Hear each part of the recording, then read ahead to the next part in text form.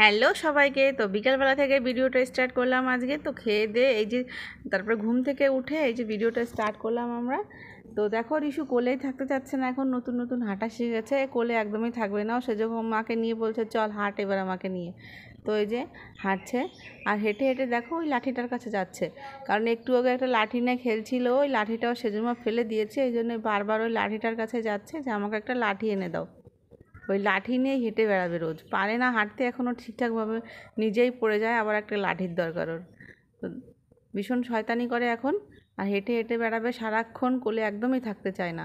আর বিকালবেলা চলে এসেছিলাম একটা পুজো বাড়িতে আমাদের বাড়ির পাশেই, তো ওখানে পুজো হয়েছিল।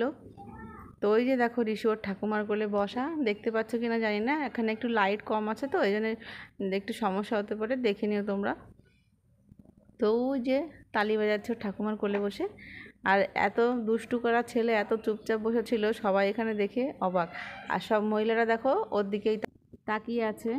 তো এটা হচ্ছে কি মনসা মায়ের পুজো ছিল সেদিন, ওনাদের বাড়িতে প্রথমবার পুজো হচ্ছিল, তাই একটু খিচুড়ি প্রসাদের আয়োজন করেছিল, এই জন্য আমাদের নিমন্ত্রণ করেছিল, তাই আর কি আসছিলাম আমরা। তো আমার রিশুকে কিন্তু এই বাড়ির থেকেই যে মেয়েটা পুজো করছে সেই প্রথম কোলে নিয়েছিল, হসপিটালে কাজ করে ও আর কি, নার্সের। তো তারপরে মনাকে বললাম যা নিয়ে আমরা এখন খেতে যাব, তো কান্নাকাটি করলো এখানে বসে। তো এই যে নিয়ে আসতে গেছে, কিন্তু এসে আমাদের কোলে বেশি সময় থাকেনি, ও ওইখানেই থাকবে। আর ওখানে মার কোলে 1 ঘন্টা মতো বসেছিল, কোনো কান্নাকাটি কিছুই করেনি। তো এই যে নিয়ে আসছিলো, কিন্তু পরে আবার নিয়ে গেছে রাখতে ওর দিদির কাছে আর কি। তো ওখানেই বসেছিল, আর পেছনে যে লোকটা যে উনি হচ্ছে কি আমার পিসা হয়, ওনার কাছে আর মার কাছে ছিল। তো এই যে আমরা খেতে চলে এসেছি, যে খিচুড়ি প্রসাদ হচ্ছে এখানে। আর এই জায়গাটা না পুরো একটু অন্ধকার অন্ধকার টাইপের, কিছুই বোঝা যাচ্ছে না ভালোভাবে। তো এই যে রাত্রেবেলা দেখো দিদির কাছে আবদার করেছিলাম, দিদি একটু তালের পিঠা খাবো, তো দিদি চেষ্টা করেছে আমার জন্যে আর কি বানানোর।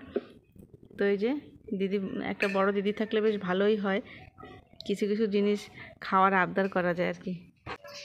তো অনেক দিন ধরে না কলা পাতা পুড়িয়ে যে পিঠেটা করা হয় ওটা খেতে ইচ্ছা করছিল, তাই আর কি দিদিকে বললাম দিদি একটু বানিয়ে খাও। তো এই যে কলা পাতা ছিঁড়ে নিয়ে এসেছিলো দিদি সন্ধ্যার আগে গিয়ে, তারপরে সন্ধ্যার সময় আর কি বানাচ্ছে এই যে। তারপরে এটাকে মুছে টুছে যে তালের মিক্সচারটা বানিয়েছিল সেটা দিয়ে এই যে মুড়ে দিল, তারপরে একটা তাওয়ার উপরে এটাকে ভেজে নেবে 5-10 মিনিট ধরে।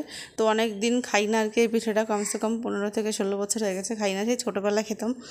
তারপরে বিয়ের পরে দিল্লিতে থাকা, আর এই এখন আসছি বাড়ি, তো এখন তাল দেখে হট করে মনে পড়ে গেল এই পিঠেটার কথা। তা দিদিকে বললাম দিদি একটু করে খাওয়াও, তাই দিদি আর কি করে খাওয়াচ্ছে।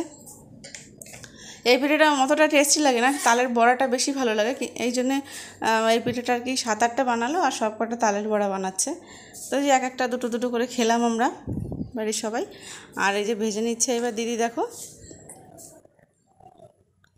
তো এক একটা করে দিয়ে দিচ্ছে, তাওয়ায় করে ভাজছে আর কি, 2-3টে করে ধরবে তাওয়ায়, বেশি ধরবে না।